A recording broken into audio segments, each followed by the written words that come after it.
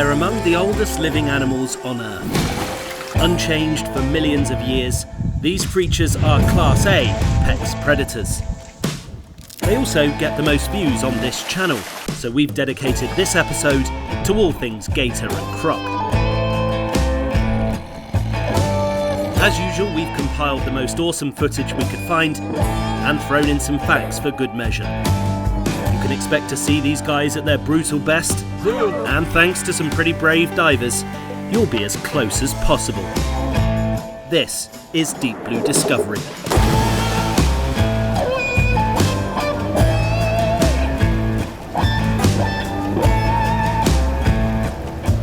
Coming up on this episode, what do you think happens next in this clip? And before we start, if you do like our videos, please don't forget to like and subscribe to the channel.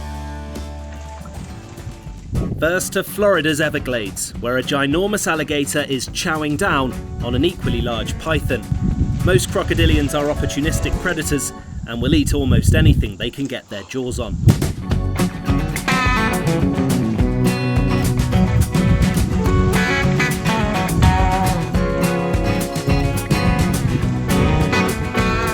Australian saltwater crocodiles are larger than the American alligator we've just seen, but their dietary behaviours are kind of similar. Here, a 5-metre salty is consuming a 3-metre freshwater crocodile, making this, essentially, cannibalism.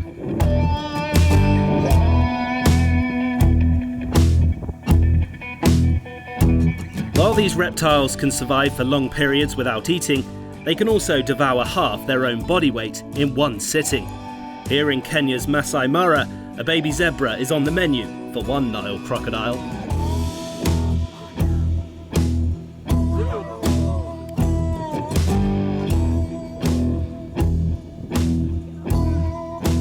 This river crossing forms part of a long migration route for wildebeest and zebra. The weak and young are easy pickings, and it can be a buffet for hungry crocs.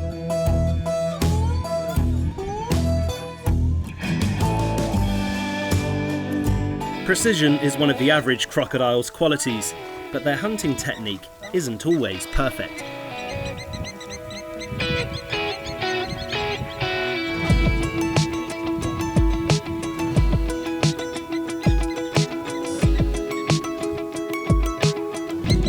You might think the impala's out of the woods, but in this part of Botswana, there's as much danger on dry land as there is in the water.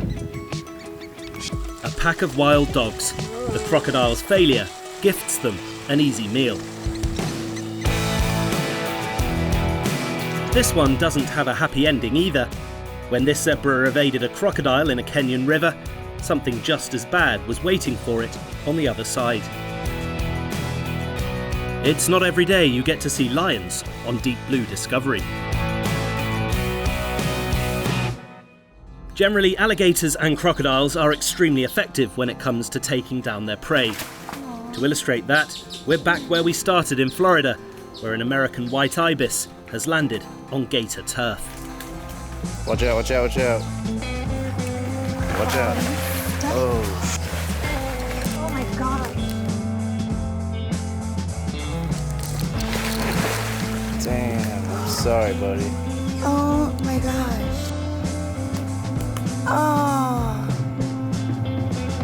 Oh, that was my fault. No, it Did was you get stuck anyways. Still to come on Deep Blue Discovery, getting close to these powerhouses can be risky, but some people just don't seem to mind.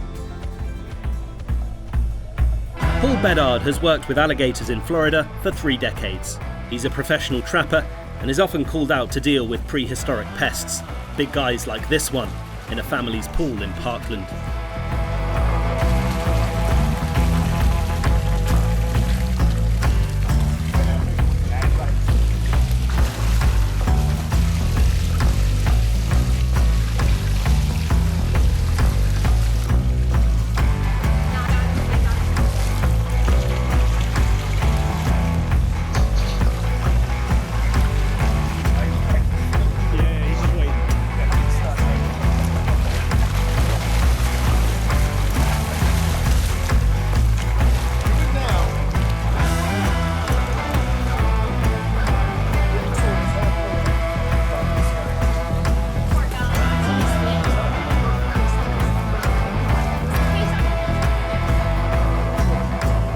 American alligators that become a nuisance for human communities are often taken into captivity. This saves them from being destroyed.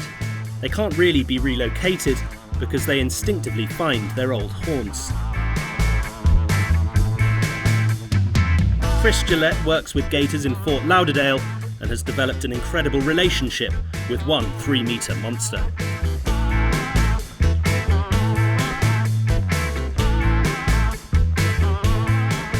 Armed only with a GoPro and years of gator handling experience, Jason McDonald is a handler at the Colorado Gator Farm, and he's willing to go the extra mile to get as close to his favourite animals as possible.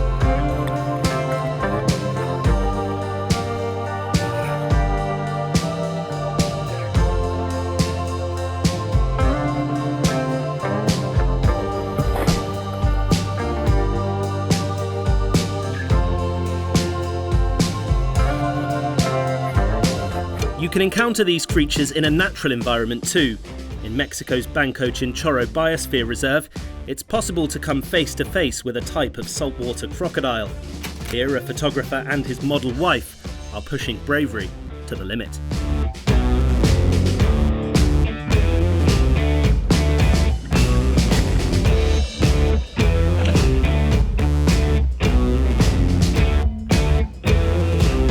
Finally, here's a creature you wouldn't get in the water with. Australia's saltwater crocodiles are respected and protected, but they're still considered by some the animal most likely to eat a human being. And it turns out they don't like drones either.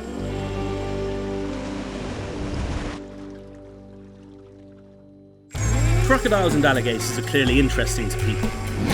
They appear to be, to our viewers anyway.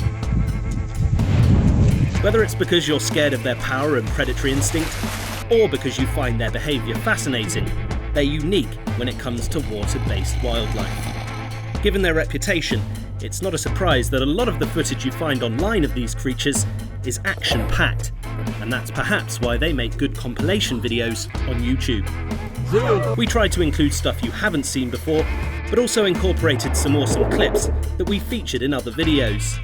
We hope you enjoyed this episode of Deep Blue Discovery, and we'll be back next week with more from our amazing underwater worlds.